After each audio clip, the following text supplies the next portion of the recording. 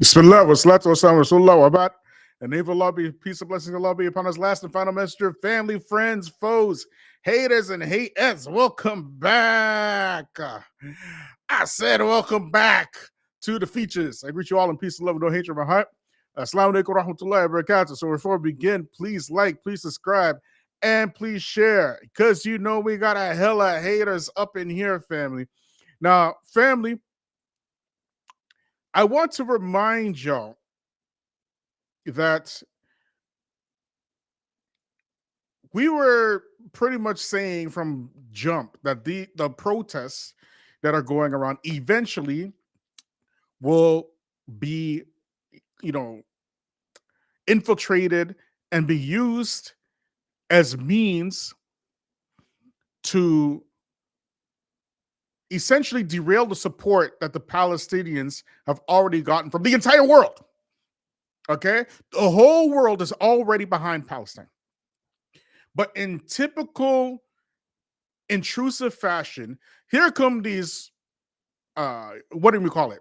The protest brigade, doing everything humanly possible to derail the support of the Palestinians.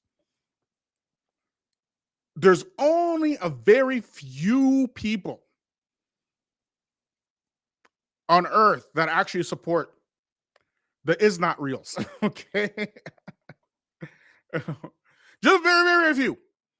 We call those people Zionists. We call those people the far right and the dharmic religions of India. That's it.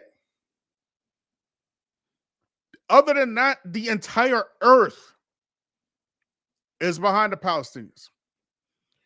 Now, for those of y'all who've been watching my day ones and whatnot, we've been saying this for a minute. So just in case y'all forgot, I just want to remind you of something that I put up just a little bit ago, a little while ago. Okay, I put this out. Okay, let me just get this for y'all. Like, subscribe, share, hit me on picture on family. Let me show y'all something. Okay, let me show you something. Let me show you something.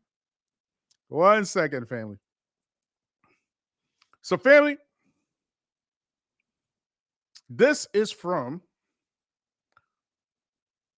what you would call it. 1 second, y'all. Let me just get it here for you. Let me just close this one down, close this one down. Just a little something. Okay, just a little something. Okay, watch this, y'all. 1 second, family.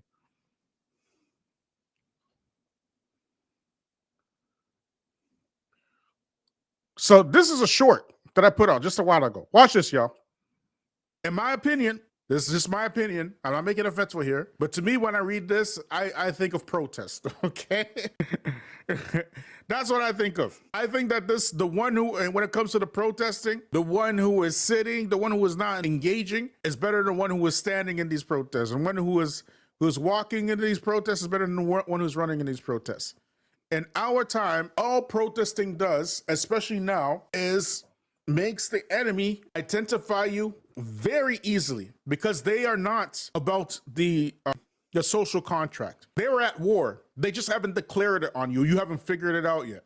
Okay? You need to figure out that you're at war. This is warfare. They're not trying, they don't care. As a matter of fact, they want you to protest. They want you to be out in the streets because it makes their job easier. If you look at the Arab Spring, the Arab Spring accomplished what it accomplished. It accomplished a crackdown on the liberties of the countries, all the countries that the Arab Spring happened, the destabilization of those nations. And up until this very day, Yemen is suffering from it. You see what happened in Egypt. You see what happened in Syria, right? The goal was accomplished. In my opinion, this is just my opinion. So I said this just a little bit ago, okay? That was just a little bit ago I said this. Okay, just a bit ago. All right. Now, my wife today. Okay. Oh, for those of y'all who don't know what I was talking about this specifically. Let me just get it up for you. I'm just going to read it for you real quick. Okay. This hadith is in Sahih Bukhari. Okay. And the hadith is in the chapter, Bab Tukuna Fitna. Okay. The chapter of when there will be fitna or trials and tribulations. Okay. So in this hadith, the Prophet ﷺ, he said, there will be afflictions in the earth during which a sitting person will be better than the one who is standing. And the one who is standing is better than the one who is walking. And the one who is walking is better than the one who is running. And whoever will expose himself to these afflictions, they will destroy him. So whoever can find a place of protection or refuge from them should take shelter in it. This is just a bro science, okay? I'm not an alim and scholar. This is when I see this hadith, especially in 2025, the more I think about this hadith, the more I think about the protests. If you look what's going on, especially right now in the United Snakes,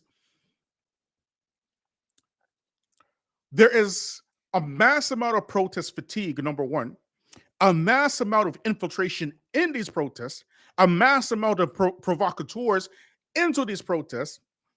And the protests, even though you find gathered in these protests thousands of well-meaning people, it doesn't produce any good whatsoever. Now, the protesting has its time and has its place and whatnot, but there are limitations to protests because there's not a single prolonged protest except that it gets infiltrated. Not one. Okay, if you look at the civil rights movement, the reason why the civil rights movement became the civil rights movement is because it was infiltrated.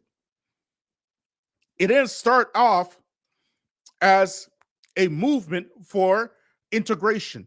It didn't start off like that.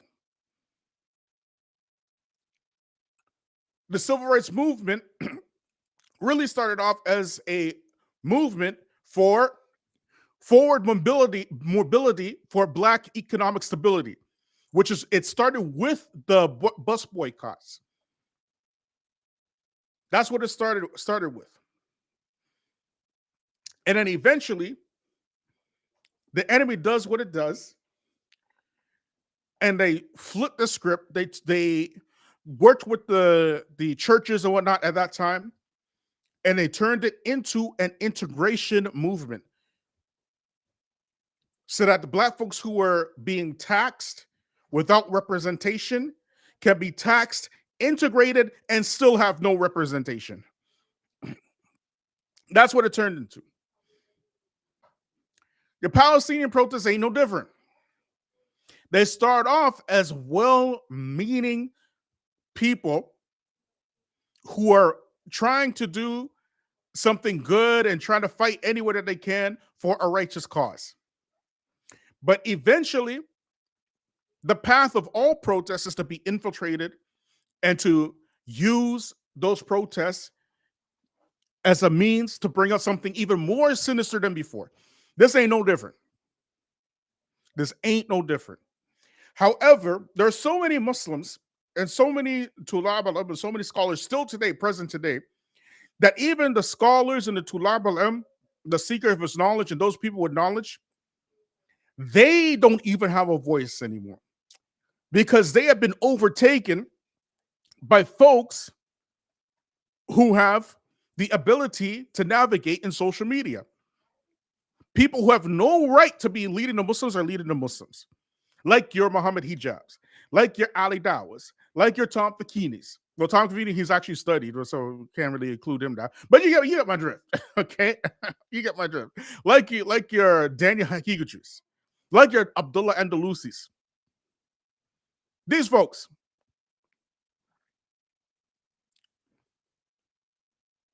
they're the ones who are now have the voices of the masses, because the masses is young.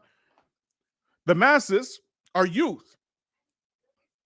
The masses of the Muslims are under 30. And these under 30s get all their information from social media. They get it from X. They get it from YouTube. They get it from Instagram.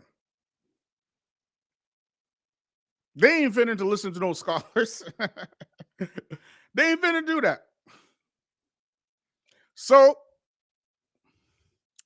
my wife, she sent me this clip.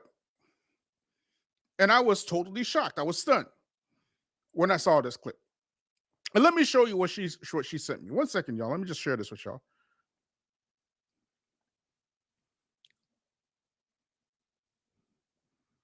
One second, family.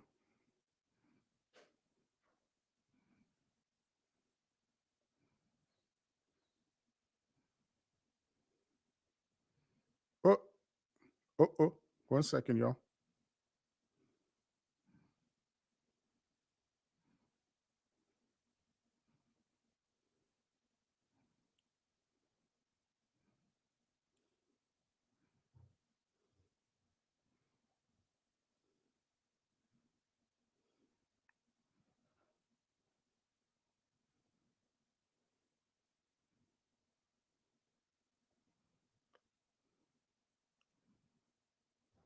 Now watch this, family. When I saw this, even I like there's very little bit that can shock me nowadays, but even I was shocked. I was stunned by what I was seeing here. Right? So look at here.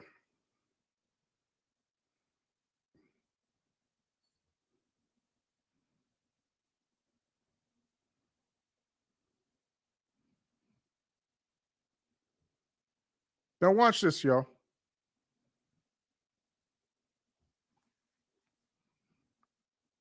Watch this.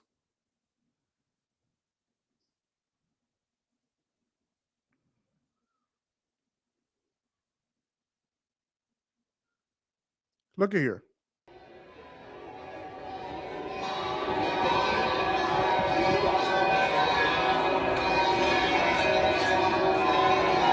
If y'all ain't catching the joke, in writing it says, in an attempt at spiritual domination, Muslims organized prayers at a Montreal cathedral.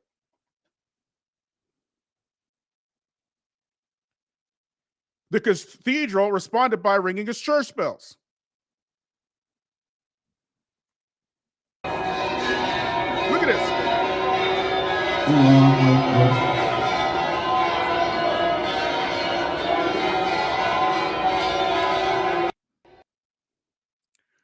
Family, let me ask y'all something. Is salat an act of ibadah, an act of worship, or is salat an act of protest? How are you supposed to use salat? Are you supposed to use salat as an act of worship or an act of protest?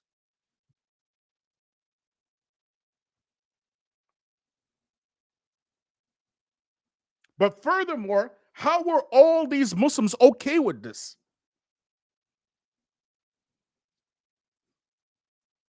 And you would think that folks who are actually weaponizing salat, mind you, like I ain't ever thought, I ain't ever seen no nonsense like this before. This is insanity. You would think the folks that want to weaponize salat in their protests will weaponize the salat if they're going to do it like that. Maybe blocking a synagogue, maybe blocking APOC from entering their places, whatever. No, they do this outside of church.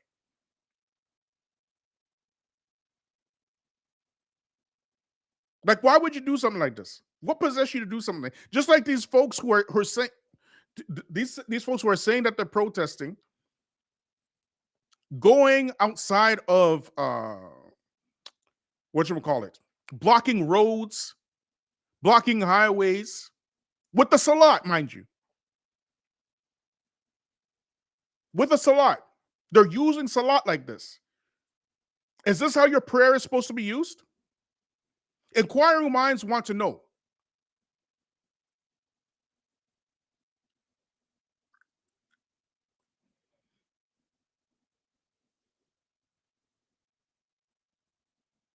People who would have supported you regardless, they were already behind you. You antagonized them intentionally because you claim to be protesting for the Palestinian cause.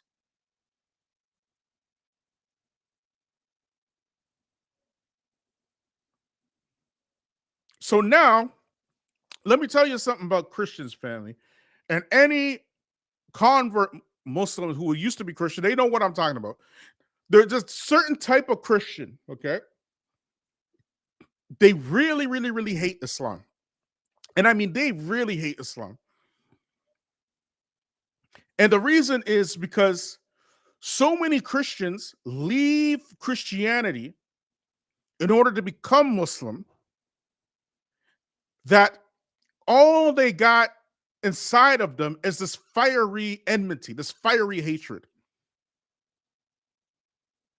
They see their uncles become Muslim, their children become Muslim, their aunties, whatever, their friends, their girlfriends.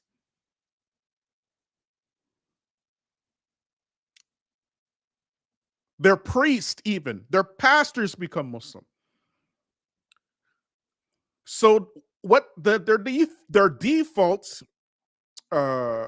emotion is pure, unadulterated, an inferno of hatred.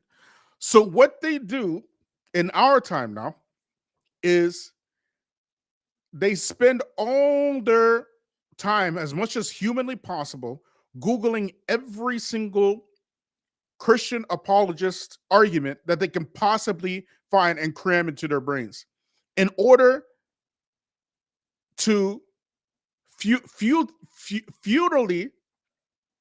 and in a futile attempt to expose Islam. Okay, this is what they do. This is how they spend their time.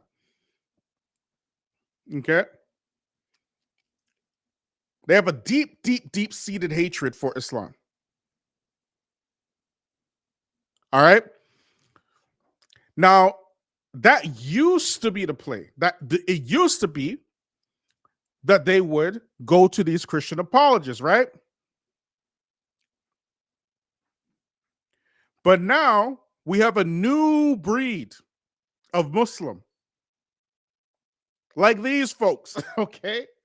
There's a totally new breed that the Ummah has never seen in 1,400 years.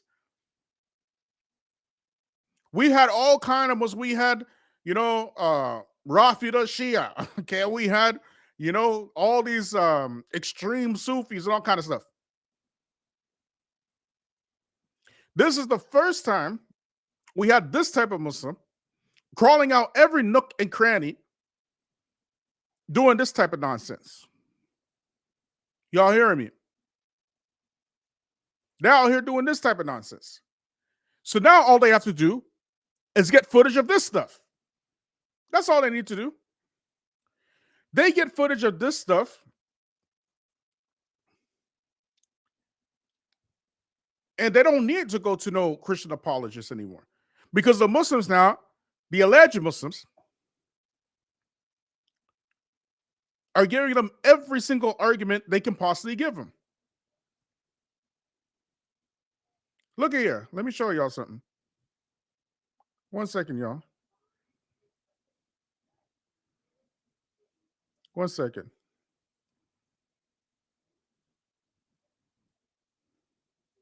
Look what they're doing.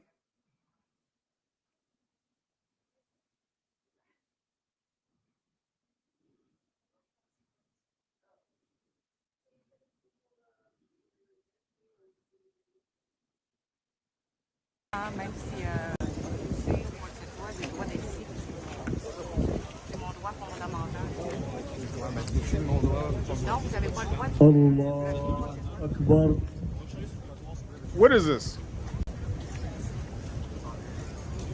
Mais là, سمع الله c'est pas لمن normal, حمده. leur comportement. Là. Oui, mais... Allahu Akbar. Hey, pourquoi vous approchez, madame? Non, mais j'ai le droit de filmer. Ok, filmez, mais de loin, de loin. Allahu Akbar. Allahu.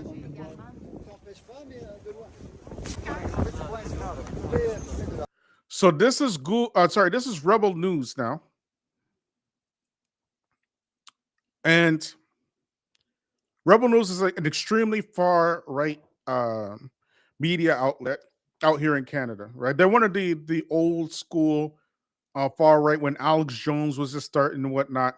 The 9/11 truthers, like really, really old school. You get me? So we're asking, like, how do you guys think that this is a good idea? How is it possible that you think that this is a good idea? You think that the people will support you when you start antagonizing them like this, using the salat on top of that? Using the salat to block roads, using the salat to block highways, using the salat in front of churches now. This is madness.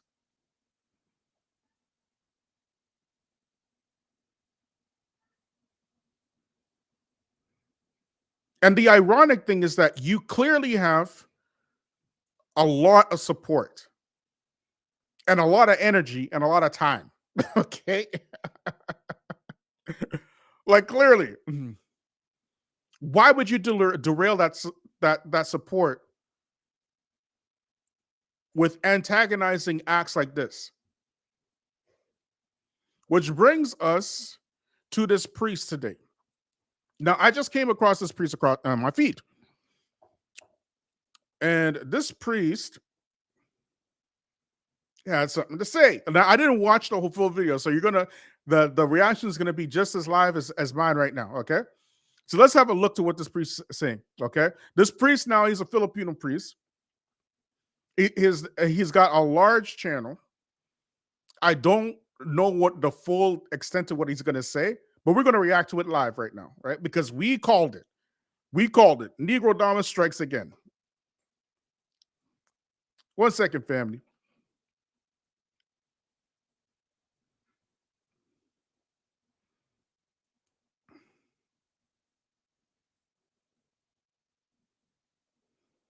Now watch this, y'all. Hold on, let me get it. This guy, his name is Father Leo. Okay, he's a Catholic priest.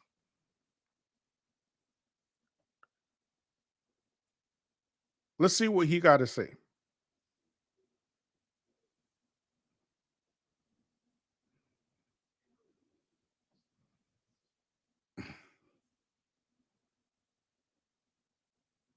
Dozens of Muslims just right outside the front of the cathedral itself.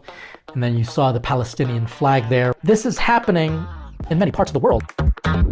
Welcome to the Father Leo Show, where I am dishing out faith, culture, and commentary. And in this episode, we're going to discuss a very challenging and even tense situation of a group of Muslims who are outside Catholic churches praying in a way that could be interpreted as intimidation. Is there a limit to religious freedom, especially when it comes to, say, the Islamic religion? But before we jump into it, please make sure you like, subscribe, share, and comment. Please know that your engagement is going to help us to overcome the algorithms that suppress good Catholic, pastoral, and balanced content. And as always, we can only have shows like this if we have your support. Please go to patreon.com/The Father Leo Show. Support us at any level, but if you do support us monthly, we provide for you access to some great perks as well as some special content. So let's just jump right into it now with, is there a need to do some limitation of the freedom to practice your religion everywhere, even if it looks like you're challenging other religions? I saw this news article, or this news segment, and I'm just going to play it for you. There are going to be some criticisms that I have, but also some cautions that I offer, because again, I'm trying to help Catholics understand the situations that are kind of happening in the world that can have perhaps a negative impact on your faith. Now, family, I want y'all to understand something before we even get into this, all right? Every criticism we had against the Catholic Church is 100% legit. Okay? Okay? Is 100% legit. But this is not one of those shows. This is not one of those shows where we're here to criticize the Catholic Church for all of their nonsense. Okay. This is a show showing that what we're saying the entire time is now coming into fruition. And the proof is in the pudding. And the arguments that he's using is not coming from David Wood or Christian Prince or anything. It's coming from the Muslims directly. You get it? So let's see what he got to say. 1 second, y'all. So check out this story. Tonight, a kind of religious duel in the middle of Tennessee. A group of Muslims want to build a 52,000 square foot mega mosque. A group of Christian townspeople say no way. Who's right? Here's Steve Osunsami. In God-fearing Murfreesboro, Tennessee, they are downright furious that their county government is saying yes to a new Islamic center. I'm sorry, but they seem to be against everything that I believe in. And so I don't want them necessarily in my neighborhood. Our country was founded through the founding fathers, through the true God, the Father, and Jesus Christ. Last night, more than 600 people jammed a lobby in a county boardroom saying quite openly they don't want to live next to Muslims. If construction does begin, I would also encourage contractors to boycott it. And I would encourage the boycott of any contractor associated with the project. It hasn't. Now, mind you, you see how they were speaking, right? We don't want to live near Muslims. They don't believe in us, whatever. Mind you, all your YouTubian diet elites, they are 100% behind these types.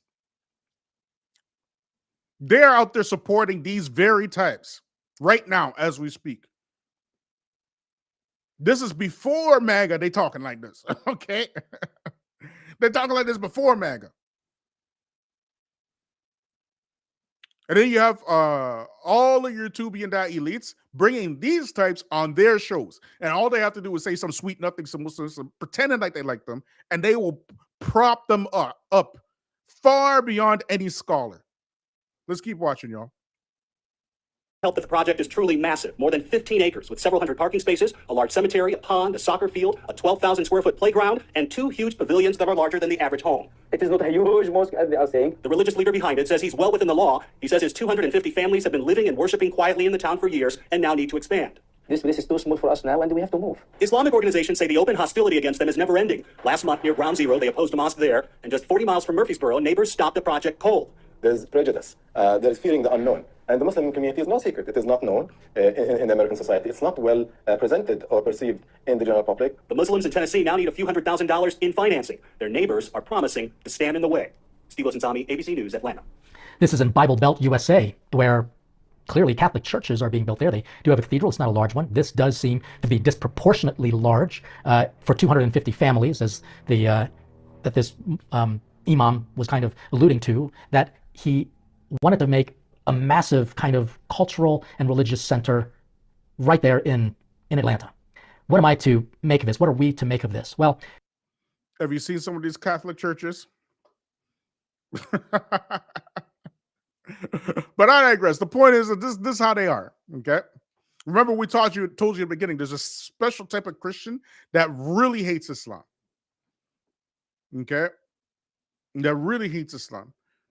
Now, these folks, they are what you call the Christian right. So they are actual white supremacists. They believe that Jesus is white, and they believe in the subjugation of anything that's colored in the name of Jesus. That's why they call it the Bible Belt. Okay? Because they use the Bible to belt your backside if you don't submit to their lily white selves. Okay?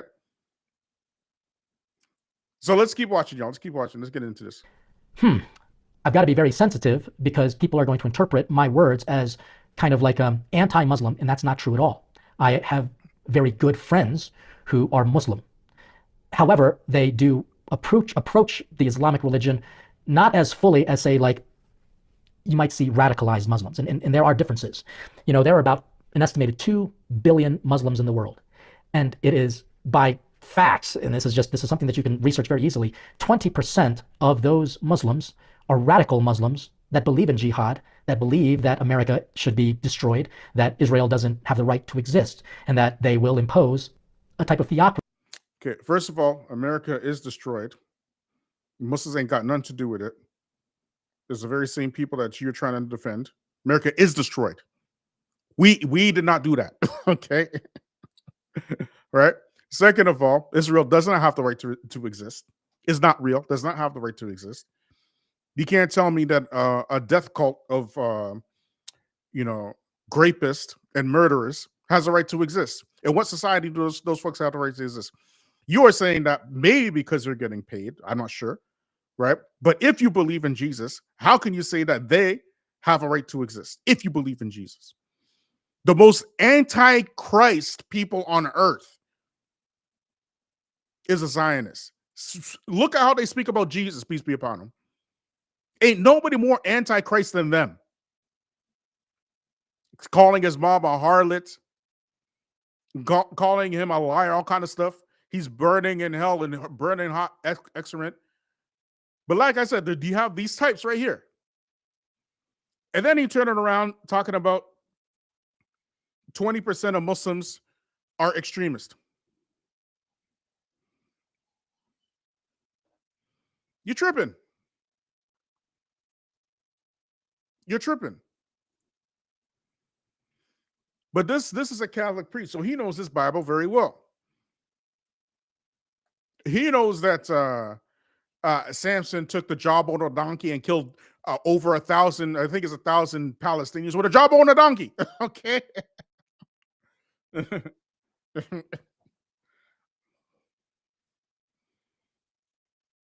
You can't tell me nothing. He is a Filipino on top of that, family. A Filipino.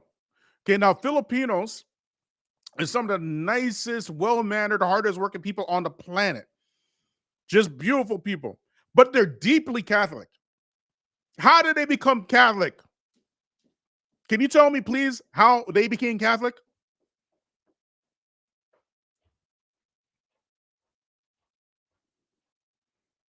How did they become Catholic? How did black folks become Catholic? All over the Caribbean. What, you think it was they just heard the words of Jesus and became Catholic? Is that what it is? What it was? Come on, man. Get a grip. There are native Indians all over North America right now. Okay. Especially in Canada. They're burning down those churches because of the residential schools. The Catholic churches, okay? All right. I know. I kind of lied a little bit. I said I didn't want to turn this into a Catholic thing, but yo, family, man, come on. I had to say something about that, but I digress. Let's keep watching, y'all. Over any land, and we know that this is the stuff of crusades. This is back in the day when the Catholic Church had to reclaim what was taken over by the Ottomans, Muslims, and they basically destroyed a large part of Christendom, took it over, and the Crusades were an attempt, and successful at it, to reclaim those lands for Christ. It's nonsense. He's talking nonsense. Anybody can grab a history book and look up what's his name? Oh man, it's on the tip of my tongue. What is it? Philip the Vagrant? I can't remember. Right, but look at what happened in the Crusades when the Catholics went to in the Crusades. Look what they did to the people. This is well-known history. They was on a murder spree. Every village that they went to, they razed it to the ground. The people was begging for the Muslims to come back and take over. But I digress. This is all nonsense. Everything you're saying right now is nonsense. But anyways, I keep going. Let's keep watching, y'all. This is challenging because a lot of people are going to interpret these words as political versus social versus religious. Now, why do I make those distinctions? Because politics has the responsibility to kind of protect the good and the order of its citizens. And yes, there are Muslim citizens. Society, the social order, however, might feel intimidated by large numbers of Muslims in their community. And they would have good reason to, albeit anecdotal, and even some very personal reasons. Not because they hate their religion. So again, there are these distinctions that we need to make. The politics of the issue, the social experiences of people, and then you have the theological debate, the religion. And oftentimes people don't make those distinctions between politics, society's experiences, and the theological framework in the background. I'm not referring to the religious side of things. I'm going to focus on the socio and the political. And why? Why? Because their lives are being affected by it, and it could mean a diminishing of religious freedom for both Muslims and Christians. And let's not forget that society also has a large number of non-believing people as well, atheists or agnostics, people who don't want any type of religion imposed on them. But because there are many parts of our world that are having, in a sense, how shall I say this, a large influx of Muslims, people who are practicing their Islamic faith, it has created some level of tension and even division. And I'm going to give you an example of this. In Montreal, a group of Muslims were outside praying very loudly with their chant, but where? Not in a mosque, and not just in any public street, which we know that happens quite a bit. They'll literally just take over Times Square, even though there are many mosques. They could be praying on their own individual mosques, but there are movements to almost posture threat, like check out how big our numbers are, and it comes across as lightly veiled, I'm not going to say threats, but a show of numbers, which, you find strength in numbers. And therefore, if you have the numbers, you can be more of a powerful threat. But this is what's happened outside the Montreal Cathedral.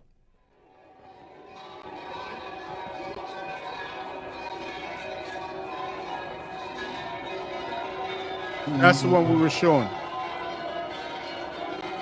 That's the It says that dozens of Muslims just right outside the front of the cathedral itself. And then you saw the Palestinian flag there, which again leads to a lot of political representation of political viewpoints. And some of these are inconsistent with, say, Western values and even inconsistent with Christian values. But then this is happening in many parts of the world. They actually stood out front of the Helsinki Cathedral. Unfortunately, in trying to find news stories on that, at one point it was very prominent, and now you have to do some digging. And frankly, I don't need that because there are things like this that happen in Melbourne. Check this out.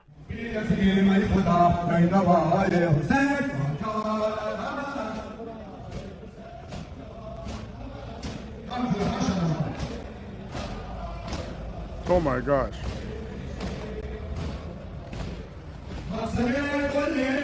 Yesterday, thousands of Shia Muslims marched through Melbourne CBD for a religious procession that started in Treasury Gardens and ended up at Parliament House. But along the way, they stopped, they turned, and they began a religious chant or prayer right in front of St. Patrick's Cathedral, the biggest cathedral in the country. Not near it, not across the road, directly outside the church. Now, you tell me, was this just truly a part of the route, or was there something more to it? Was it a simple stop for prayer, or could it be seen by some as a show of presence? Maybe even strength. From where I stood, it definitely raised a lot of questions. And I think everyday Aussies are asking the same ones. Now, let's flip the scenario. What if thousands of Christians walked past a mosque, stopped, faced it, and started worshipping? The media would lose their mind. There would be front page outrage. There would probably be arrests and followed by protests. And everything he's saying right now is facts.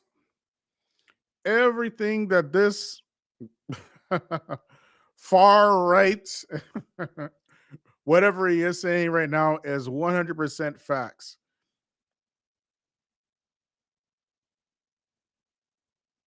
It's all facts. See, y'all got to understand how the thing is, most of you immigrants, you love your enemy way too much. You love your enemy. There's a verse in the Bible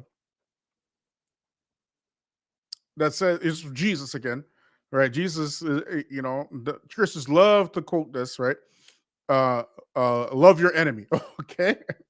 You love your enemy way more than you love the Sunnah. Okay. And you think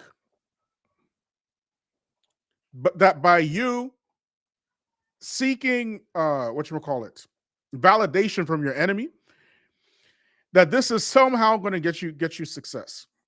But what you don't understand is you are actually making enemies where there were no enemies.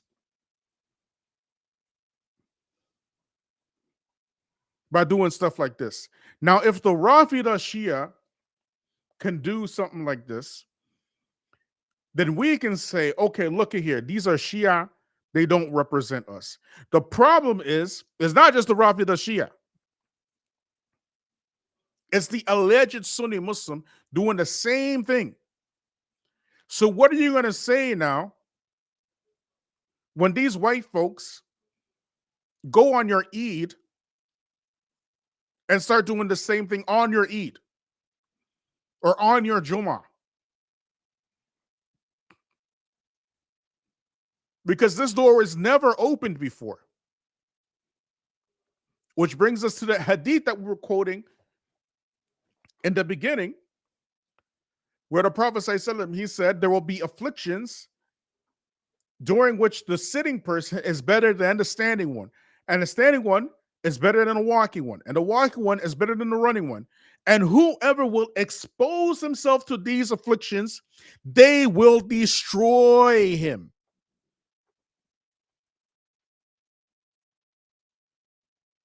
You expose yourself to the fitna, but you don't just expose yourself, you expose the wider Muslim community to the fitna as well.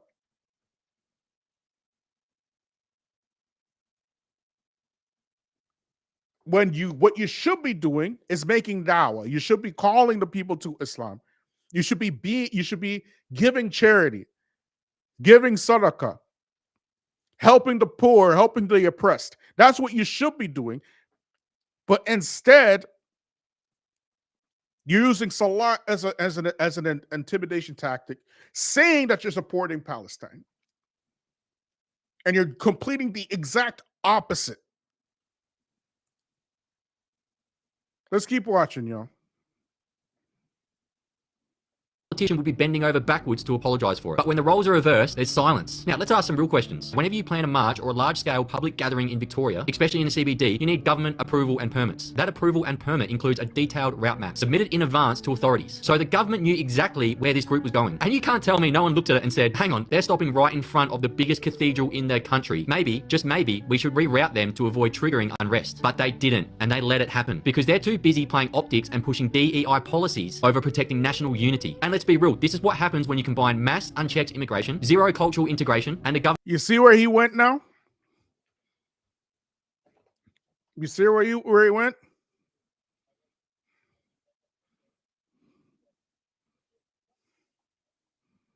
Now, what do you think he was going to say?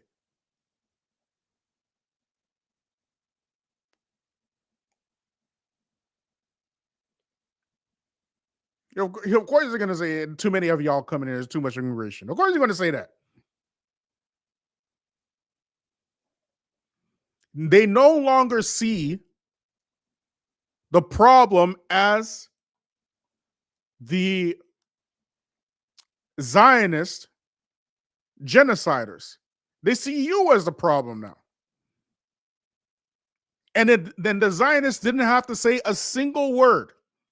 Not one word.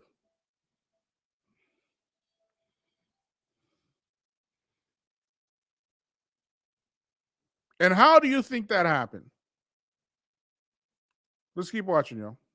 Obsessed with inclusion slogans over national cohesion. You get division, you get tension, you get processions that look more like power plays than a peaceful display of faith. Are we still allowed to talk about things that make us uncomfortable? Or is that off limits now? Because let's be honest, you won't hear a single word about this from the mainstream media or any politician. And that silence, that's a part of the problem. What's a man from the Two Worlds Colliding podcast kind of explains it very well. And he's obviously Australian, and so there is some personal investment in him to kind of raise concerns that when you have large groups like this. Now, the Catholic churches do the exact same thing. We call it the March for Life. But what do we do when we stand, say, like in front of the Supreme Court? Now, there are going to be some people who are a little off in that group, and they might be a little extremists. But guess what? What do we as Catholics do? We not only distance ourselves from them, we work very hard to silence their voices because those extreme views do not represent us. We also never would threaten or be a presence that would look threatening. No, the people... Oh, dear Lord. Dear Lord.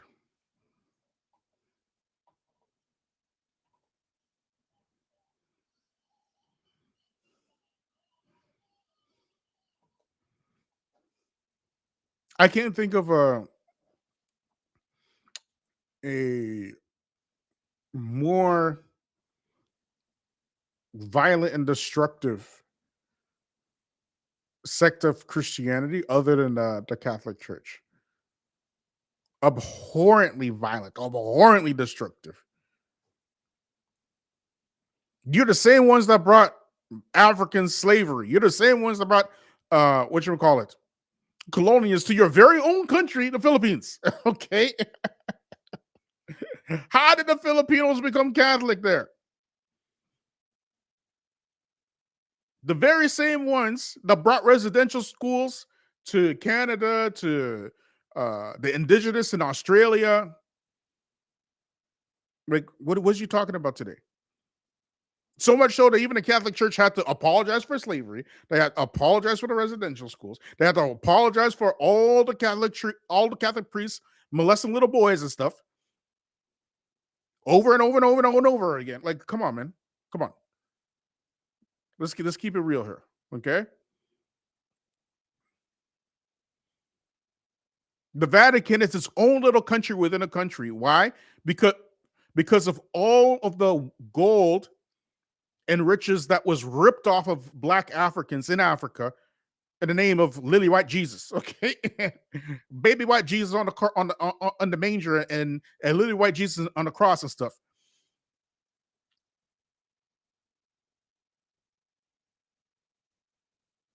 But anyways, I said I wasn't going to turn this into a Catholic thing, but let's keep watching, y'all. Okay, it's just really, really like audacious of the father here. I know he seems like a nice enough guy, but come on, man.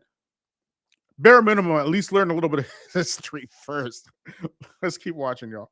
In the March for Life, for example, which helped to overturn the Roe versus Wade terrible Supreme Court decision. And with the Dobbs case, it's now in a little bit more of a manageable position. But during those large demonstrations of Christians, particularly Christians, but then guess what? There were also Jews there. There were atheists there. There are people of all backgrounds who just want to support life, but it's primarily a Catholic movement. What do? We pray. We don't threaten anyone. We don't use language or even tones that would come across as threatening. That's all. But in this case, I can understand Crusades in that 1, original Crusades news 2, segment, Crusades there are going to 3. be some fundamentalists in that who are interviewed that are going to sound a little less kind of educated and more idealistic in their Christian ways. And by the way, back in the day, they hated Catholics too, because they didn't even think Catholics were Christian in the Deep South. Now we're a growing presence. But what do Catholics do when we grow and we proliferate and we take over? We don't make communities that are going to be exclusive to Catholics, which I would imagine mosques are very exclusive places. It's not easy for anyone just to walk into there. You know, these smaller mosques in particular, they're very, very attentive. Now, I want y'all to pay attention to what he just said right now, okay? I'm going to rewind it a little bit and listen to what he said. Communities that are going to be exclusive to Catholics, which I would imagine mosques are very exclusive places. It's not easy for anyone just to walk into there. You know, these. Where do you think he got this idea, family? Where do you think that he got the idea that mosques are exclusive places and not just anybody, any old body can walk into them? Did he get it from us? Did he get it from the black Muslims? I'm sure he knows who Malcolm X is. He got to know who Malcolm X is.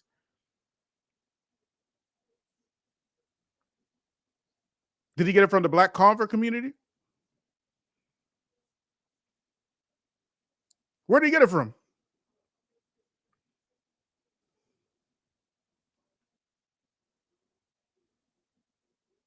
Where did he get it from? Thank you. He got it from the immigrants. Remember, we told y'all back in the 90s, before the rise of the cultural center, which they rename as masjids, the Muslim community was very tight, very diverse, and very open.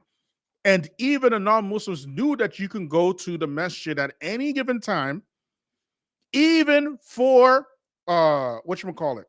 protection, especially from the black community. Wherever the black Muslims were, the community was safe. And this is codified in history, okay?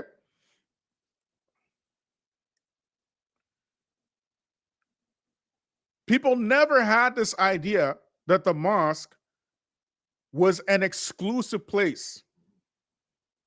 My mom went to a mosque, okay, before she was Muslim, family. My own mother went to the mosque long before she was Muslim, long before the rise of the cultural centers masquerading as masajid. As a matter of fact, a brother the other day, he told me this on voice note on Instagram. With his own voice, he told me that he went to the mosque, and the mosque is an Indo-Pak mosque, and he wants to learn Arabic. And you know what they told him there? You know what they told him at that Indo-Pak mosque? They told him, you know what? I'm going to refer you to the African American mosque. Like he don't know where the African American mosque is. The issue with this, brother, African American mosque is far from him. But they telling him to go to the Negro mosque. That's what they telling him.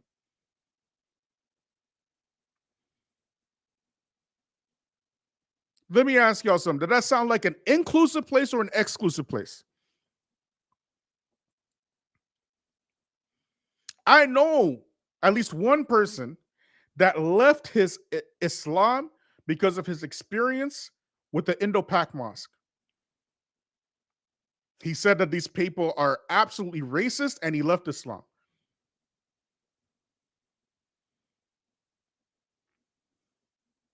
I know somebody like this. But I bet you if that brother was Lily J, I bet you if he was Lily J, they'd be like, Wa alaikum assalam wa rahmatullahi wa barakatuh, sister. You want to learn Arabic? Or this Indo-Pak. You want to learn Arabic? No, no problem, no problem. My sister, come, biryani. I bet you they be doing that. My sister, you know, in Islam, you must get married. I have 8,653 brothers that you can marry.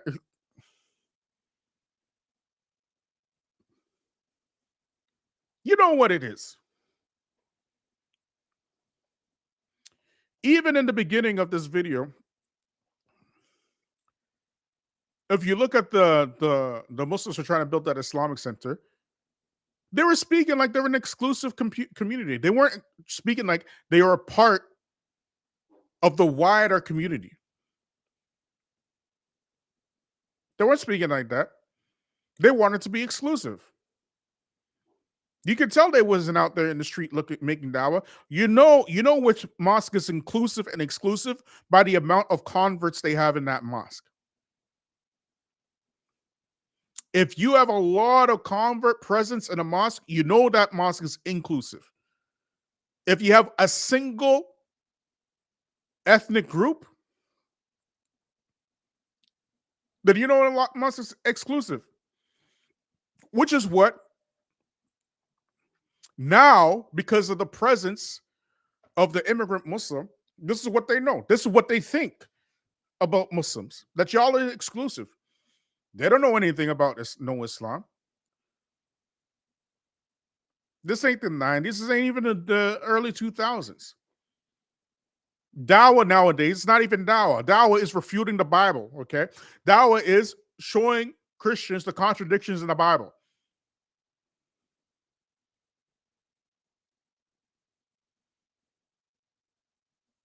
That's what all dawah is. Not calling people to Allah, not calling people to follow the Prophet ﷺ, not calling people to adhere to actual Islam, refuting the Bible.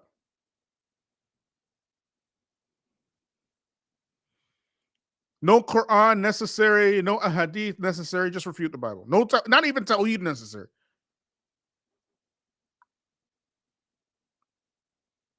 And then you wonder why they get these ideas. Let's keep watching, yo. Smaller mosques in particular, they're very, very attentive to everyone who comes in. You're almost ID checked to make sure that you are a practicing Muslim.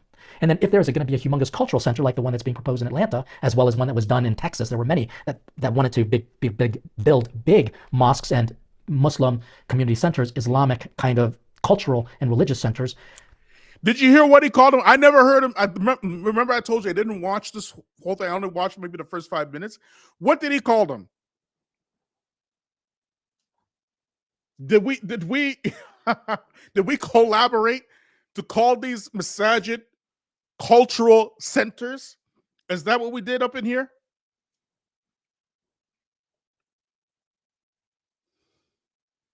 Did the Feachaz collaborate with this guy to call these masajid cultural centers?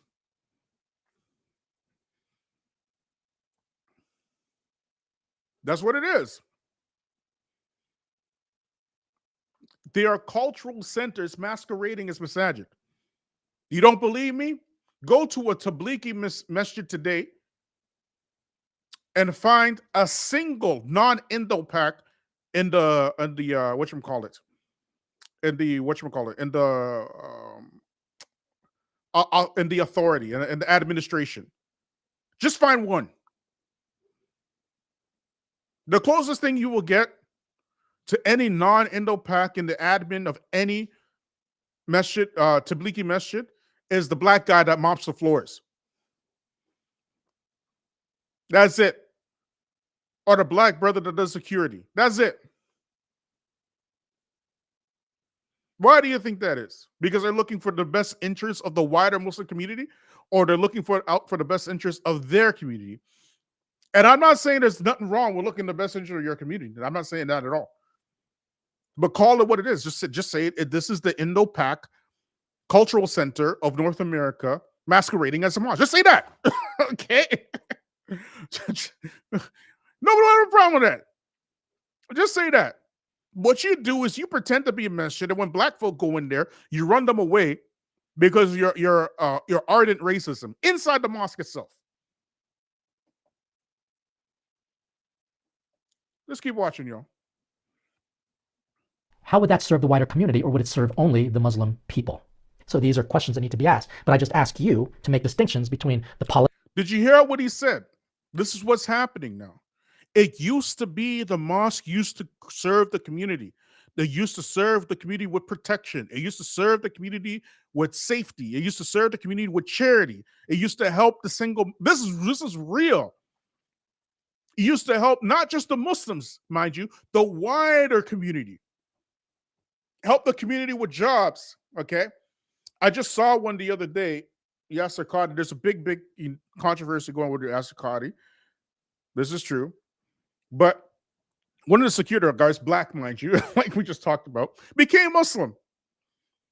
Why? Because the Muslim community used to be a place that used to be trusted in the community to even get jobs. That's what it used to be like.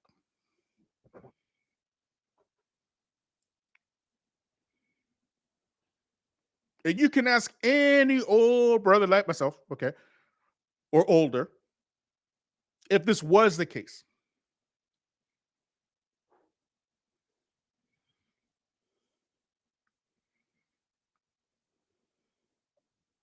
Ask them.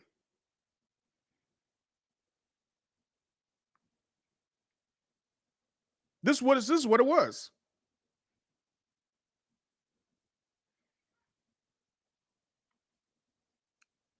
If a sister needed food in the community, she had kids, whatever, she needed food. Who was bringing the food? The Muslims.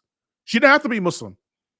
She could be a non-Muslim. The Muslim was the ones feeding her kids and her food or whatnot. The old woman, single woman and whatnot, the aunties and whatnot, the old brother that needed help, rides going here and there.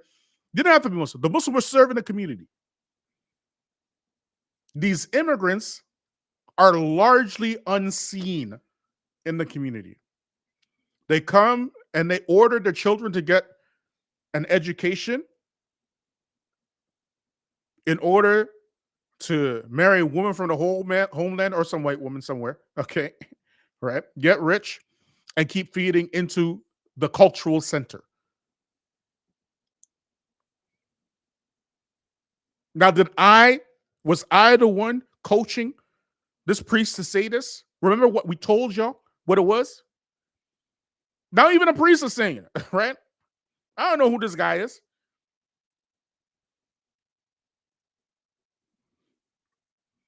We're telling you what it was. Let's keep watching, y'all. Politics of the day, which you can get involved in, for or against, social, and then, of course, the theological. I'm not dealing with the theology of Islam in this episode. I was simply trying to highlight things that have been happening in the news where there are growing numbers of Muslims stating their presence, and their presence could be strength in numbers. And there are many videos out there of people saying Muslims are going to take over the world. I mean, if you take a look at, for example, parts of Europe, that is certainly the case. They are taking over major cities that were once Christian cities. Now it's becoming very Muslim in its culture. There are parts of Europe that are considered no-go zones. The police can't even go there because there are extreme radical groups of Islamic faith that kind of operate on a parallel system. These are growing concerns. Now, am I here to scare you? No. Are you getting scared? Perhaps there's reason to be attentive, but first of all, be not afraid. If Christ is with us, who can be against us? That's number one. Our faith has to kind of give to us the courage to not be afraid of that who is different. Again, I have many friends who are Muslim, and particularly in the Holy Land. You know, I've worked with some of them in the past. And yeah, the majority of Muslims are peaceful. But are those peaceful people who are Muslim going to denounce the 20% who see themselves as radicalists and who are willing to practice jihad or take over an area and impose Sharia. Quick answer: no, we ain't. And I hope you make that go viral. Okay, us black folk, we have between 400 to 500 years dealing with the Catholic Church. We know exactly how peaceful y'all are. Okay, right? Can you imagine growing up as a black person out here in the belly of Babylon? You're black and you're worshiping white Jesus. White Jesus.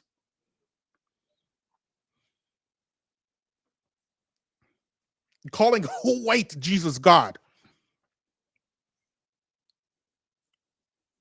And then you get taught a brand of Christianity that white people don't get taught. You get taught to turn the other cheek, Christianity. You get taught to love thy neighbor, Christianity. You get taught slaves obey your master just as he would obey the Lord. That's the Christianity you get taught. You get taught the Lord is my shepherd, I shall not want, Christianity. Whereas white folks, the same white folks that are claiming to be Catholic just like you, they learn praise the Lord, but pass the ammunition. That's what they learn.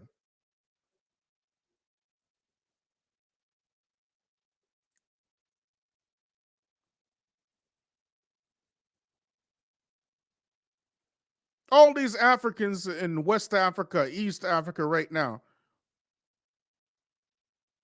worshiping white Jesus. Slaves in their own land. In the name of the Catholic Church. In the name of the Catholic Church. Your own Filipinos, slaves in their own land because of the Catholic Church. Can't tell me nothing. No, I think I'm gonna keep my little jihad over here. Okay. I think I'm gonna keep it. All right. Y'all never believed in peace. For y'all, every single, you know that it's a cliche, but it's true. Every accusation is a confession. Every single one.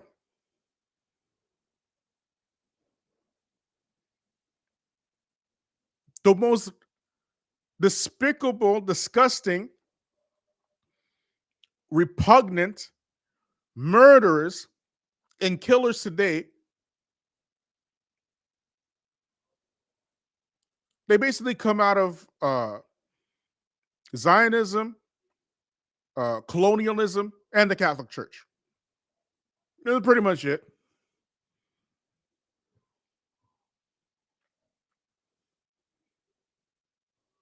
Which is, says a lot that you haven't said any like a lick against a Zionist, a lick against the colonizers, because you are the colonizers, mind you.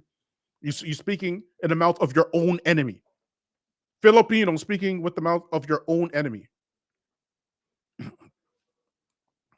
Against your own self-interest, the self-interest of your own people.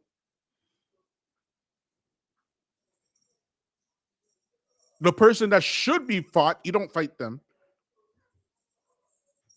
Right? Now, mind you, when it comes to the weaponizing of the salat, the prayer for protest, I'm with this guy 100%. But let's not act like the Catholic Church is or was or has ever been peaceful. They're peaceful as long as they are able to extract the resources out of Africa into the Vatican. As long as that can continue, then they're peaceful. They're peaceful as long as they can work with the kings and the leaders of Europe. As long as that continues, then they're peaceful.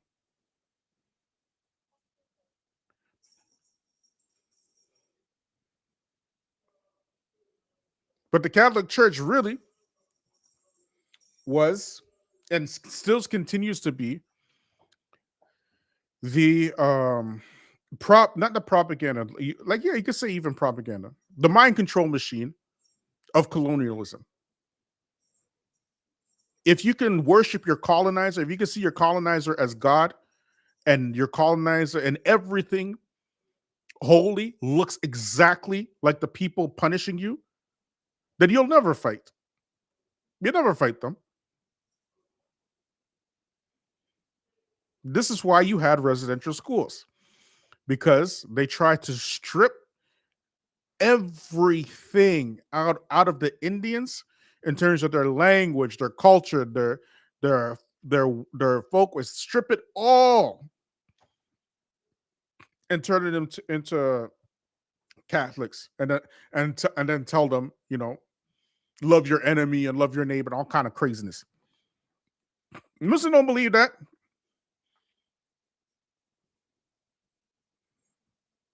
Muslims believe if the second if you kidnap one of us, you kidnap all. You better be ready to deal with all of us. That's what Muslims believe. That's intelligence.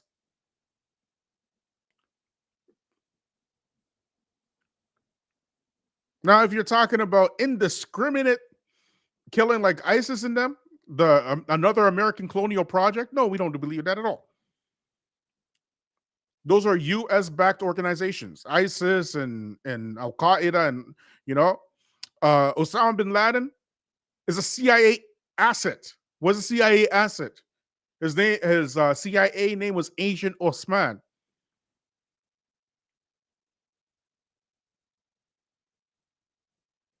And I believe, and my personal belief, is that a lot of your new da'is coming up today are intelligence assets, which is why they have no issue telling you, Muslims, to vote for some of the most devilish people in human history, like Donald Trump. I believe those are colonial projects right there. That's my belief. To hate it or hate it, like it or like it, hate it. Been around long enough to see a lot of these types. We don't spook when we see one. Sorry to say it like that, but we can sniff out a spook in a hot minute. We've seen so many of them.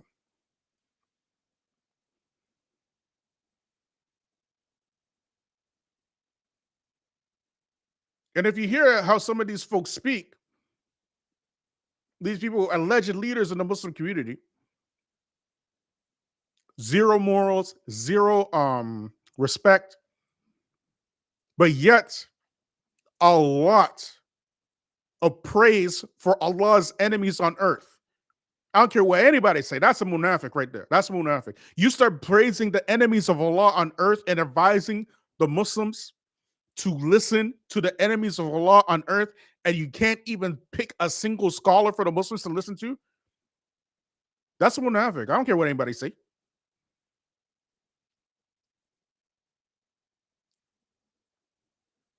The most lioness people, the most filthy people. Yeah, let the Muslims go do that for the greater good. You're tripping. Anyways, let's keep watching, yo. Law, the Muslim theocratic version of government. These are big questions that need to be asked on a political level. On a theological level, again, very different. Let me now just address the social level. One thing that we have to do is to not let our fear of somebody else's religion deter us from getting to know them. We need to be able to establish a relationship with them. And this goes both ways. The Muslim community needs to integrate itself more in the culture of the country in which it is currently living. And the country. Yeah, let's not do that. Okay. Like we mentioned before, America's already destroyed, and it wasn't the Muslims who did it. Points of light. Salaam Alaikum. Wa alaikum salam. The Muslims doing that too much anyway. That's the reason why we facing some of the problems we facing now. Yeah, for real. Yeah, this guy right here, man, he's a fraud. I mean, I'm listening to him, and with the Catholic Church, he was mentioning things they did on other continents, such as Africa. Mm-hmm. We know they went to South America, did the same thing, but they also caused a lot of corruption and oppression in Europe itself. Oh yeah. You know, going back to the times of the Medici, and they was all fighting for power. It had nothing to do with religion. Yep. And really, the Catholic Church is like a fringe power element that weaponizes religion in order to usurp resources, and essentially, it's something that the kings and the rulers of Europe have always used and imposed on the people to control them. Right, so they were doing that in Europe long before they ended up in Africa or Asia or South America or even North America. Right. They've been doing that for a very, very, very long time. Right. So it's kind of audacious. I wouldn't say that it's that necessarily that he's a fraud, but he could actually be out of the loop. You never know, because I used to be Catholic and I know that I was out of the loop. Right. I was out of the loop for a long time. Right. I didn't know from my head from my butt. And most Catholics are like that. They don't know their head from their butt because they grew up in a post-colonial what you would call it, reality. You know what I mean? Yeah, but I mean, like this guy, I mean, he's a priest. Yeah. I think he knows a lot more than like the average, run-of-the-mill Catholic. Man. Yeah, Obviously he has an agenda. And that might be the case as well, because he is a priest, right? He's been to seminary for sure. We know he's been to seminary. So if you've been to seminary, you've been like heavily indoctrinated, right? In terms of the what you would call it, the sacraments and whatnot, and all this kind of stuff, and how to run a church, these type of things, right? Taking confession and Yeah, but I mean, but back to your other points, like the videos he was showing. I mean, it's hard to deny some of the claims he was making. Yeah. Like what you just showed that the Muslims are doing. Like they're giving these people ammunition. Yeah. And I'm trying to figure out like context. What the hell was they doing in front of the cathedral though? Why are they there? They didn't go to a synagogue. They didn't go to a politician's office. Who's supporting. Why did they pick there? That's what I want to know. Yeah. And it's my belief. This is just I don't have any proof for this. Right, I don't have any evidence. I'm only going by bro science here that those protests have been infiltrated, and not just but they've been long been infiltrated. They've been infiltrated for at least a year, right? And the protest started just over a year ago, right? So because they started doing really funny things that says, okay, these protests are going to have a counter reaction for sure. Right. And over here in Canada, one of the first things that we started seeing them do, they started shutting down highways. I said, okay, this is good. This is that was all the way last year. We started seeing them do that. Then we started seeing them basically, as the priest mentioned here, praying at Times Square, shutting down Times Square, shutting down City Hall, all this kind of stuff. Right. And they're doing it not in protest. They're actually making the salat at these places. Making salat. Yeah, that's another weird thing. Yeah, why are you using salat to do that? Like, go hold up a sign or something. Like, why are you?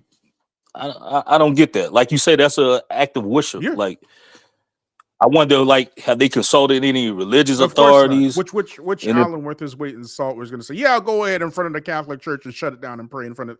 Like, who's going to say that? Who's going to say that? Salat is not to be used like that. Salat is actual worship.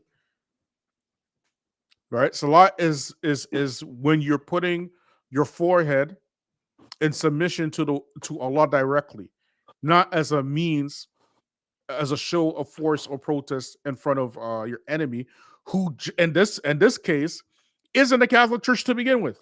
Okay, it's not the Catholic Church to begin with.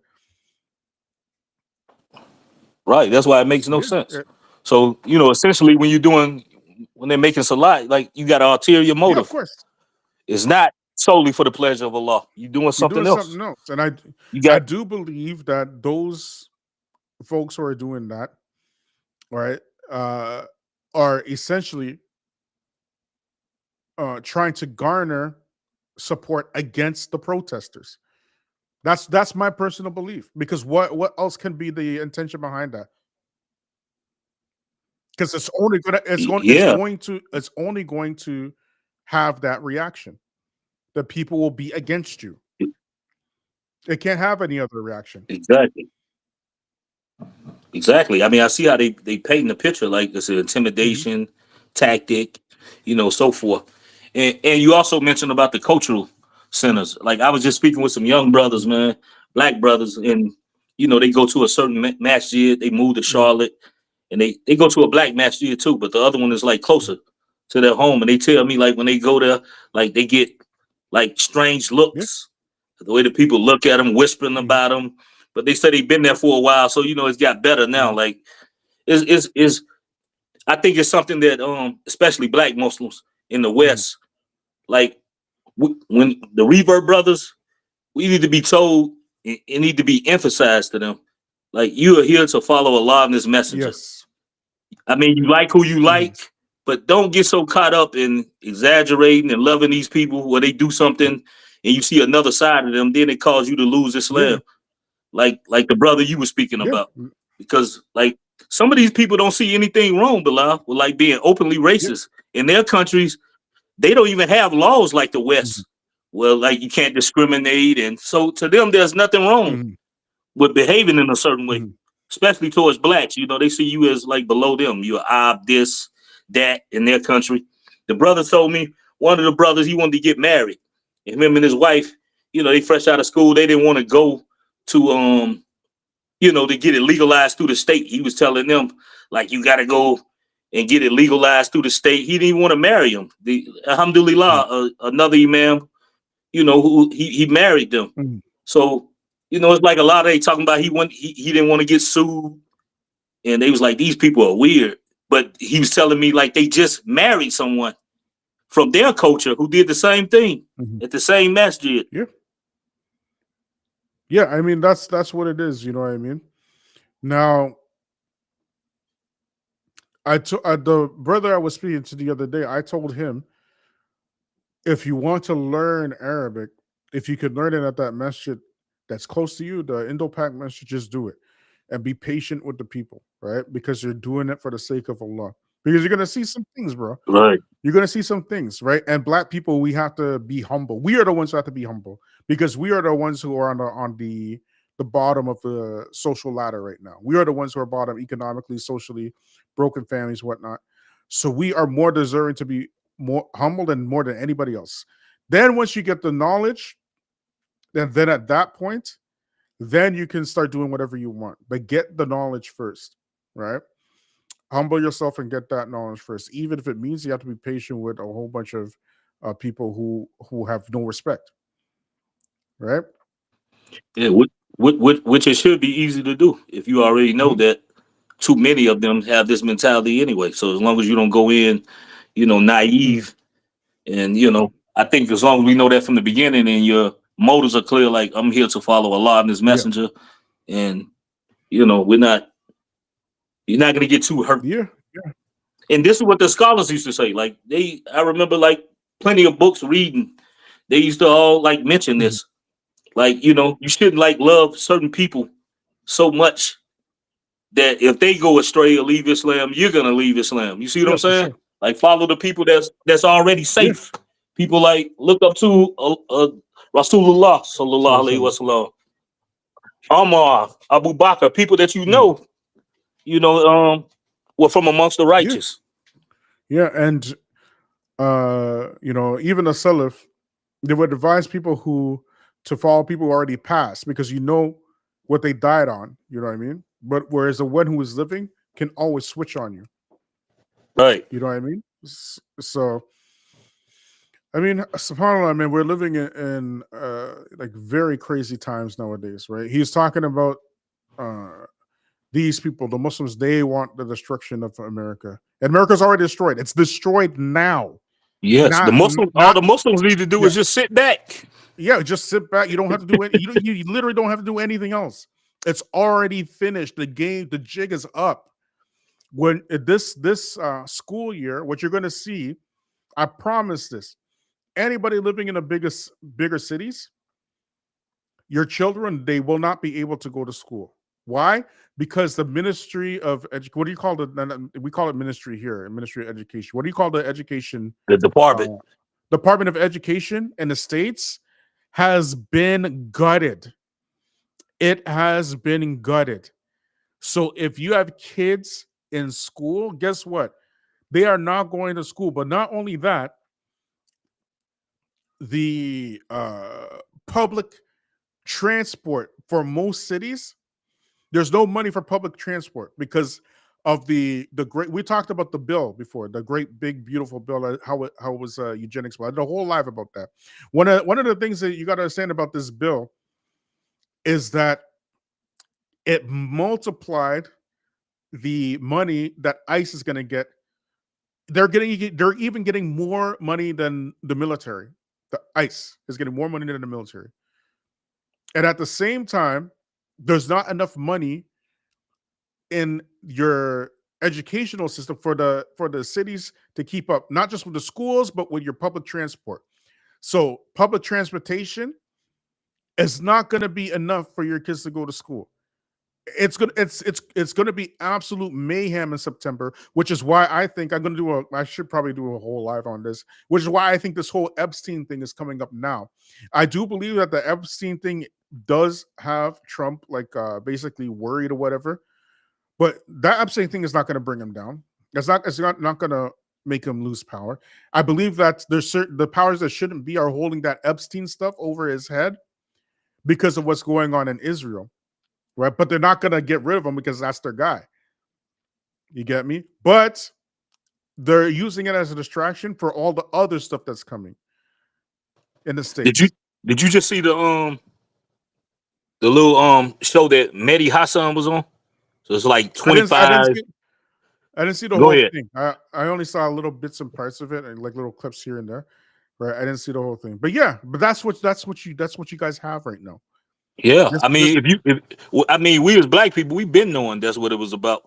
But Yeah. you got these immigrants come over here now. You see many of the Euro Americans. They're so bold because Trump came in. So now they're saying the quiet part out loud. I mean, there's people on there literally telling him like, "You're not an American." Like he's talking about the Constitution. He's like, "We don't give a damn about the Constitution." Yeah. You don't care about democracy? No, I care about fascism. Yeah. One dude said he's a fascist if it's going to benefit me and my people, because what I see is a great replacement theory. I'm like, I've been saying that. Like, these people don't care about democracy. They only pretend to care about it as long as it is beneficial to them. The moment it stops being so, they don't give a damn. They'll throw it away tomorrow. Their goal is to keep power. It's like the immigrants. Like the way they're acting, it seems like they believe in like the actual laws of like the Euro American they established, and they think that, because they place these laws, they're gonna protect them, and they're like very naive. Like you say, the only thing they're doing by doing those protests is turning people against them. Like, but I really do believe that, Bilal. I think that they think that the system will protect them, like their laws mean something to them. And this sort of thing. Learn today. Y'all gonna learn today, right? So, and for us black folk, really, we can't go around and try to help them out anymore. We have way too much work to do with our own people to be worried about them, right? They are going to learn a very, very pertinent and harsh lesson in a few months. Just mark my words. Mark my words. I don't think it'll even be a year before you start finding them, in the ICE camps or whatnot. They're gonna learn. they gonna learn, man. I don't think it's because the reason why ICE hasn't been picking them up like that, in my opinion, is because of the Gulf countries, right? And the deal that they made with Trump. That's the one thing that's the same people that they always talking about, Saudi and the Wahhabis, whatever, right? Those are the folks that actually protected them, believe it or not, right? Because of all these deals that they're doing, giving them airplanes and what I mean, $1 billion real estate deals in Dubai and all kind of craziness, right? So that's really what's protecting them, right? But and now they upset about Trump though. That's another thing that confused me. Like, what did they think he was gonna do? They're gonna punish Biden, like he's gonna do the same thing. Like they don't know about like AIPAC and the influence that that lobby has over the politicians in the U.S. And Trump's his daughter's a Jew, his grandchildren are Jew. What did they think he was gonna do? Yeah, yeah, yeah. I mean, hey, but the thing is with immigrant Muslims, if a white person tells them, it's like Quran to them, right? It's like revelation for them. You know what I mean? Alhamdulillah. So Hey, let me so ask you one more question. I know you got to get up out go of ahead. here. What about you was mentioning earlier about we got these new what you call them the YouTubian YouTube United Elites. dai elites, Yeah, and there's yeah. hardly no scholars. What do you think like about the actual Talibul M and the scholars? Do you think that? Let me see how I should say it. Do you think that they have thought about or anyone's bringing to their attention that the world is sort of changing? That maybe they need to be online more because that's the way they're gonna well, reach the youth. well, Because they now are you on just got a bunch of unqualified people usurped, that realm, and they're acting like they're the scholars, and they're the only ones these young people can find. They're listening to them. well, they are online, but the problem is they're not going to be able to compete with them at all, right? Because there's a certain type of what you call it. There's a certain type of content that the algorithm pushes. You get me? So if you're not at conflict with somebody, The or refuting culture. yeah, if you're not doing that kind of thing, right, or you're basically involved in some sort of you know debate or conflict or drama or sensational speech or just outlandish talk or outlandish behavior, if you're not involved in that, you're not going to get eyes on your channel, right? And on YouTube, the people that get eyes are the ones who are entertainers, right? Number one, you have to be entertaining, right? The ones who are educational, number two, right? And the ones who are, well, not education number two, but the education's in there, are the ones who are very controversial and conflicting and can get the algorithms going, right? These are the type of people that the algorithms like. You get me? So Muslims, what happens is with the Tulab al and the scholars, they're addressing mostly Muslim audience. But the Muslims that are coming up are not tuned in at all, or in large part, to the scholarship, to the Tulab al because it's not entertaining. It's educating, right? Right? They would rather listen to uh, you know, the far right. Why would they rather listen to the far right? Because people like Three Muslims and Daniel Hakikachu and whatchamacallit, Eddie from the Dean Show, those folks, those are the people that they push. So they're the ones who put in Andrew Tate in front of the Muslims and whatnot. And these guys are like entertainers. You get me? They're like entertainers. They say all these outlandish things, and all they have to do for a Muslim to promote them is to say something nice about Palestine or something nice about Muslim, and all these influencers will push them. That's it. So you can't compete with that, right? Yeah, If I a saw that Muslim, boy Muhammad Hijab. He was doing interviews with Jordan Peterson, and yeah, he beat Jordan Peterson to it. It's like, let me be clear. I don't support reparations. Now yeah, Jordan yeah, was like totally on yeah, the side of the so-called Israelis. yeah, yeah. He was like all for it. Like they need to basically saying they need to do whatever it takes to get rid of the Palestinian problem. So I wonder, like, how do they feel about themselves?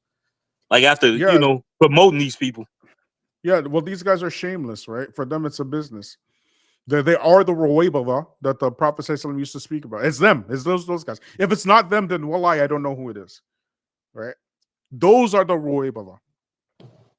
Right? I mean, I got to So give it to you though, since I've been on your channel. Like you was talking about this for years and calling it before it happened.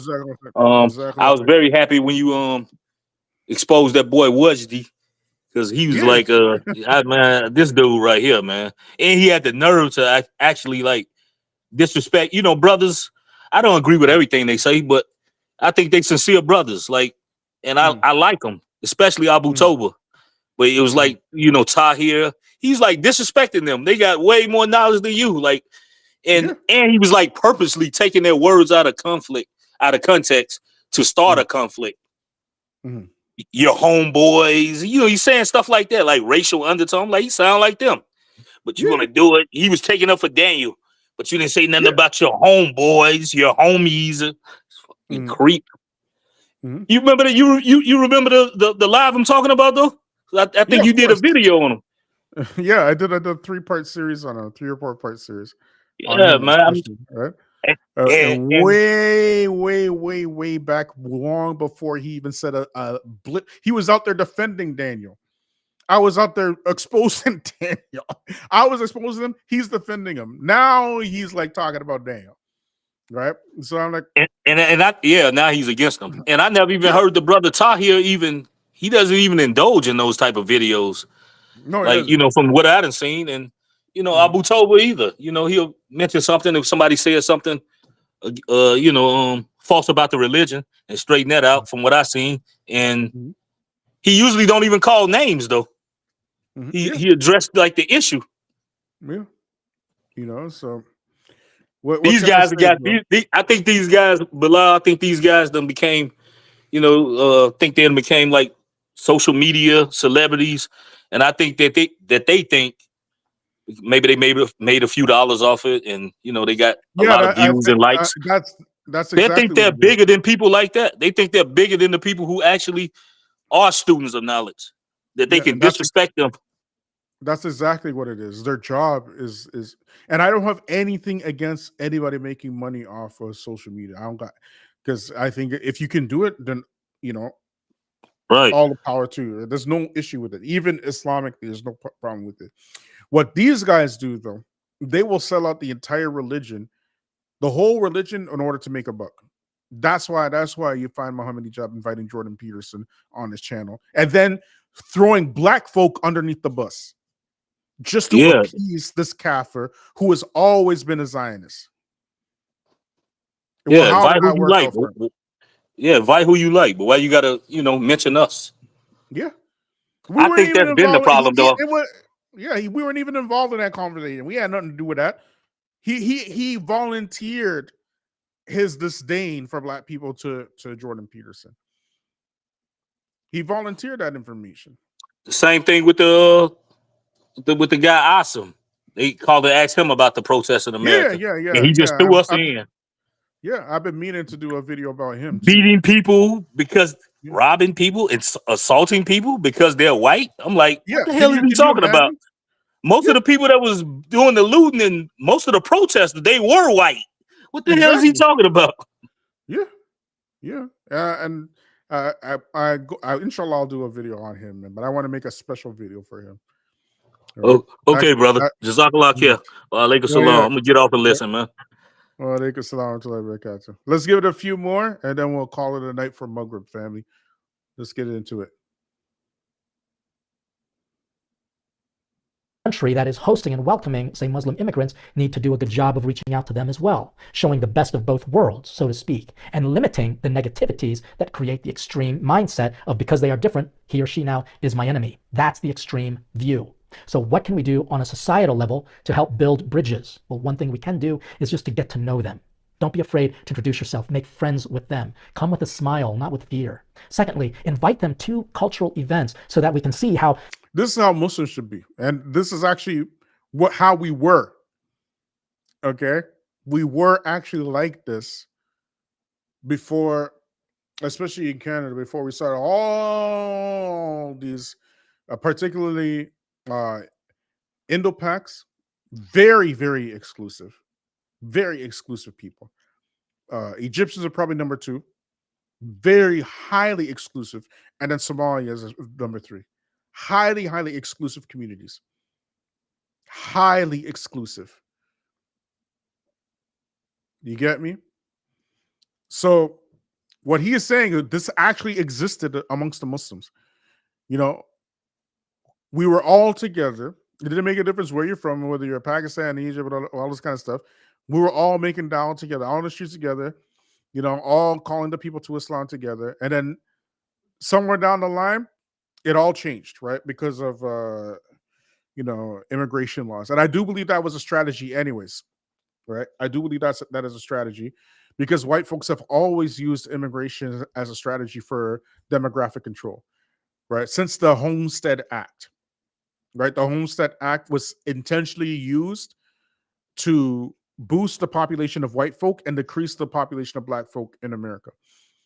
Right, there was one point in time I think we mentioned before that the population of black people in America was 5-1, and then they started using these demographic tricks in order to boost the population of white folk, and they gave millions and millions and millions of acres of land for free to white people,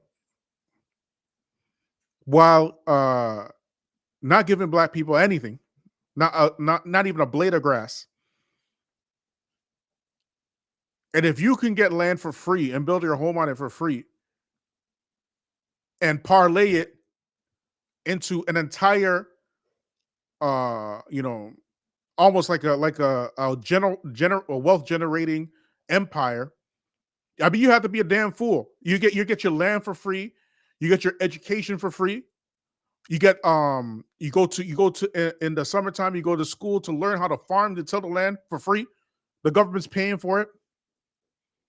But you turn around and tell black folk to pick themselves up by their bootstraps. Immigration the same way. Immigration is used in general, particularly in the West. It's always been used like that, no matter what Western country it is, as a means to do two parts. To stabilize the wealth of the white upper class and make sure that black people have no wealth whatsoever. And they will always use the what they call the model minority. The model minority. Look at these folks. They just got here. How come you black people can't do it? While simultaneously locking black people out of any type of economic benefit. Any and every. You know how many times me and my wife had this conversation?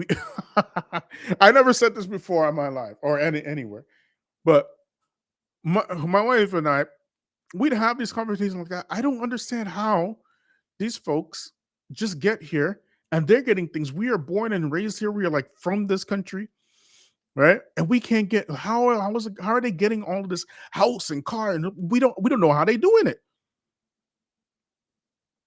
And then we found out how the game is. They're like, oh, that's how it's done. Okay.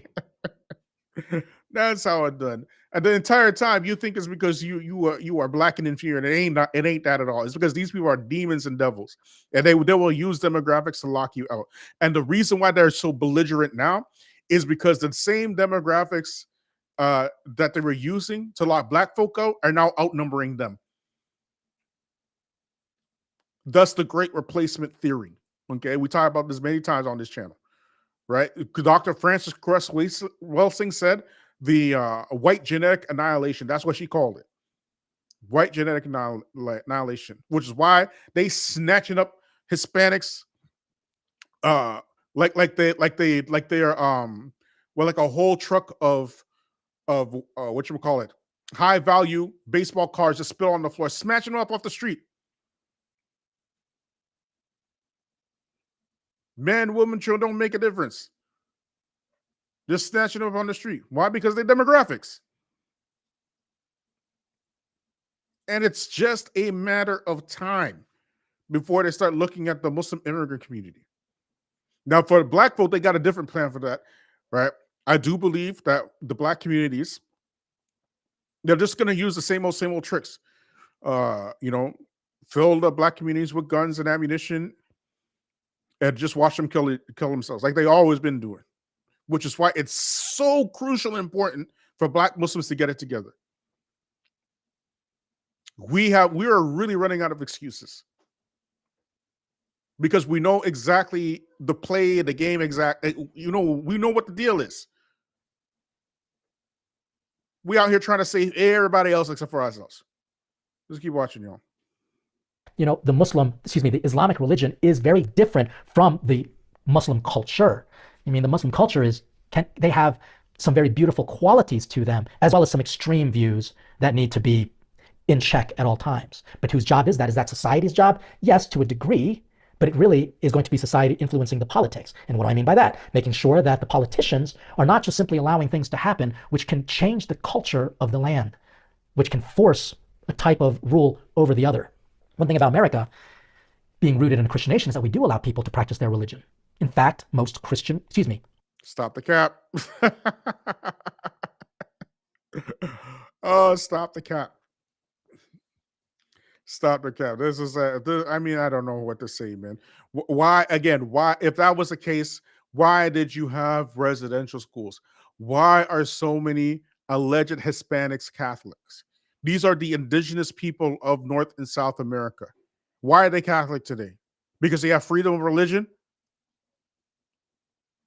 Why are black folk from Africa